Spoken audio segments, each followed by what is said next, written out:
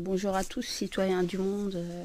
Aujourd'hui, en cette date du 11 janvier 2015, aujourd'hui, je vais parler des faits récents qui se situent en France, notamment par rapport à la fusillade qui a eu lieu au journal satirique de Charlie Hebdo, et aussi de toutes les conséquences et de toute la stratégie qui est mise en place pour monter le peuple entre eux, entre les citoyens d'une certaine confession, et puis pouvoir lancer la chasse aux sorcières. Donc, j'avais dit, il y a à peu près, on va dire, en septembre 2014, dans l'audio où je parlais donc des sionistes et des musulmans par rapport à tous les massacres qui ont eu lieu cet été 2014 dans la bande à Gaza. J'ai expliqué que nous étions vraiment en guerre. J'avais fait allusion à plusieurs lectures de livres qui nous montraient vraiment qu'on est au bord vraiment d'une guerre qui est en train d'arriver ici. Mais il faut ne pas être naïf. Cette guerre, elle est envisagée depuis pas mal de temps par toute la politique qui conforte ce genre de phénomènes qui ont eu lieu ces jours-ci et qui vont aller en crescendo parce que c'était la vanne à ouvrir pour pouvoir par la suite mener la politique la politique islamophobe des pays, on va dire, de France, de Belgique, des pays en Europe. Toute cette vague islamophobe qui vient, je le réitère, et sans avoir à dire que c'est la théorie du complot, elle est complotiste, mais elle est complètement allumée, loin de là. Alors moi, je voudrais faire appel à l'esprit critique des citoyens et leur poser la question suivante.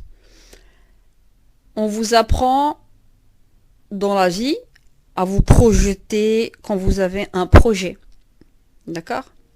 On vous apprend à analyser des données pour pouvoir en faire des statistiques. On vous apprend à pouvoir anticiper des phénomènes. On vous apprend, peu importe, donc en fonction de certaines fonctions, de certains métiers. Je pense que dans la finance, comment se fait-il qu'on arrive à se focaliser sur des pronostics, des statistiques et certaines données et à faire confiance dans l'avenir, dans la projection de 3, 4, 5 ans à venir, voire plus loin. Ensuite, on arrive à pronostiquer sur d'autres phénomènes.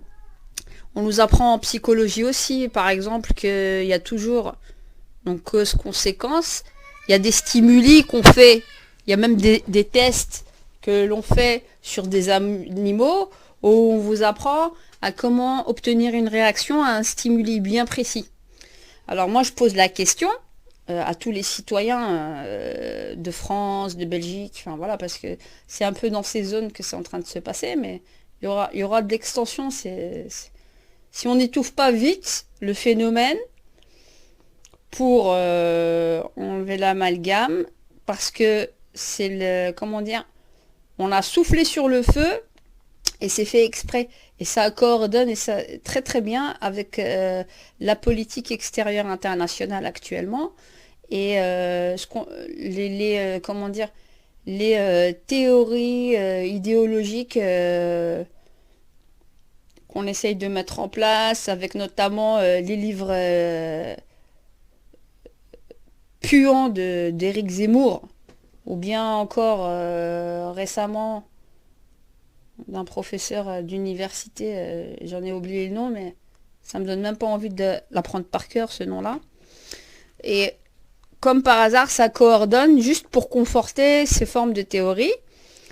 Et donc, ce que je suis en train de dire, c'est que si on est capable, donc le piège, et je dis à tout le monde de se mobiliser, de ne pas aller à la marche qui aura lieu à Paris concernant Charlie, c'est malheureux ce qui leur est arrivé, Mais faut pas s'étonner des conséquences. Tout a des conséquences, même si je trouve que c'est abominable ce qui leur est arrivé. Et je suis très sceptique. On est en train de essayer de nous faire avaler une couleuvre comme on nous l'a fait avaler pour le 11 septembre et on s'est rendu compte finalement, quelques années après ou bien après, où on a libéré un peu la parole par rapport aux spécialistes qui disaient que ça a été une démolition programmée pour pouvoir avoir une occasion de faire la guerre au Moyen-Orient par les États-Unis. D'accord? Donc, ce que je suis en train de dire, et je réitère mes propos, et peu importe que on croit que je suis complètement à côté de la plaque, j'assume totalement ce que je suis en train de dire, et je vais encore le réaffirmer haut et fort.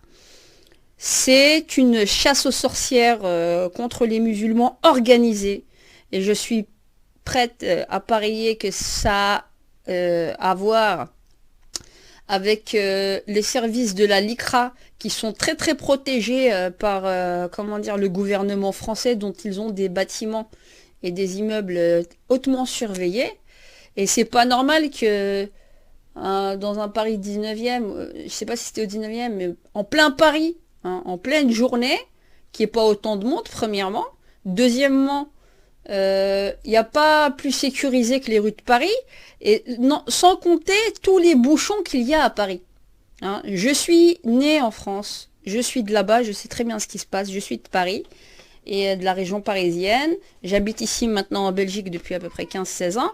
Et moi je pose la question, avec tous les feux rouges, toutes les circulations, comment ils ont pu s'enfuir aussi vite? Et en plus de ça, à n'importe quelle intersection, on est prêt à trouver des flics. Donc, déjà, il y a ça, et on s'est engagé dans une course-poursuite de 3 jours. Donc, il y a un petit peu des choses qui laissent un petit peu dubitatif. Et ensuite, on nous a montré en guise de comment dire, je ne dis pas que ça n'est pas vrai, que c'est possible que ce soit des personnes d'origine maghrébine ou qui se prônent musulmans ou qui en sont coupables, je ne dis pas ça, mais je n'exclus pas non plus le fait que ce soit tellement bien organisé, vu que les visages étaient cachés.